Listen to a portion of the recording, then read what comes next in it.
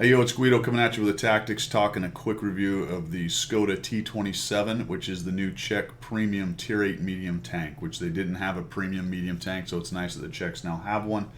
The cool thing about this tank is it is a matchup for the TVP 50 and the TVP 50-51 as far as the crew goes, so as a crew trainer, it's very good for that. It also matches the play style of those because it is an auto-loading tank, unlike the Tech Tree TVP, which is a single-shot tank.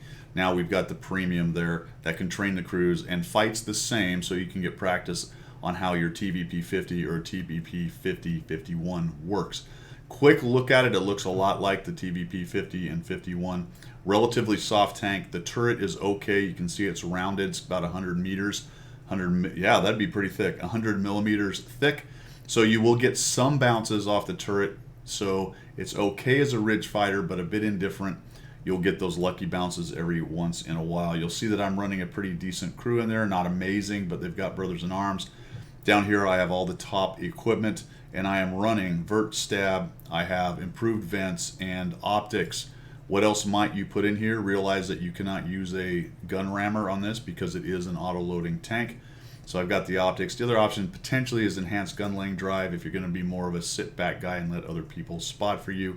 I ran 9 APCR, 42 AP, and only 3 HE just for those emergency HE situations.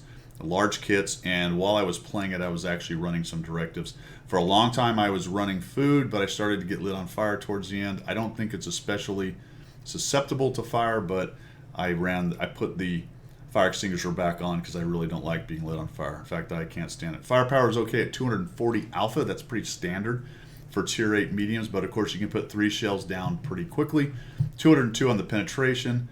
The gold penetration is at 242. That's a little bit low on both of those, so you do have to be careful about trying to face things up and take them on face to face. But of course, an autoloader, that's not their thing, unless you're a Lorraine. Now, of the Lorraine, the Progetto, and this, I would put this thing at third place. But go back to what I said at the beginning, that it's a balanced tank, and that's a very good thing for gameplay and a very good thing for the balance of the game, absolutely.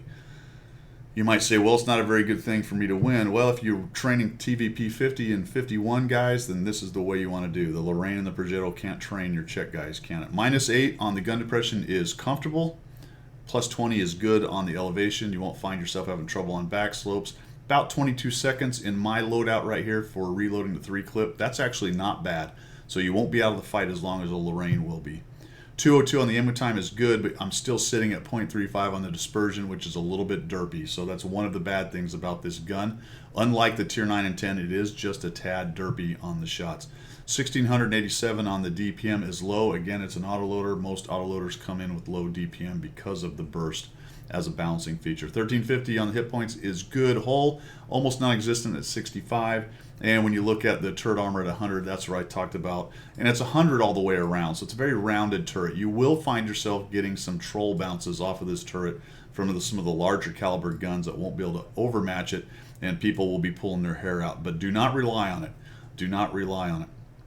The mobility is decent at 50 kilometers an hour. You can get around the battlefield. That's a nice thing because being able to move your autoloader to flanks and to the sides of things and where it needs to be for the burst damage, that's what an autoloader is all about. Autoloaders that aren't very maneuverable are kind of difficult to use at times.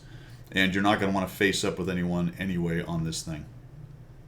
Traverse speed is okay, no problem on that. And then the concealment there, which is behind my nugget, is 16%, so that's fine. And the view range coming in my setup at 450 meters on the view range. Overall, what's my assessment? I liked this tank. It is not an overpowered tank. You do need to take care while you play it. So you need to think about where you're positioning it. You need to think about when you're going to come out and take a shot. You need to avoid the temptation to jump out in front of people and say, I'm going to shoot all 3 of these shots into you, especially if a lot of them are firing back. And that's probably the biggest downfall for autoloaders for anyone who's playing them. If you go into this thing using it carefully, being more of a surgeon than getting in there and try to bludgeon people to death, speaking of bludgeoning like this guy might do back here, this KV2, then you're going to find yourself having a good time in the Skoda. If you try to rage around and punch people in the face with it, you're going to go back to garage pretty quick. All right, that is my quick review of the Skoda T27. Thanks for coming by. We will see you.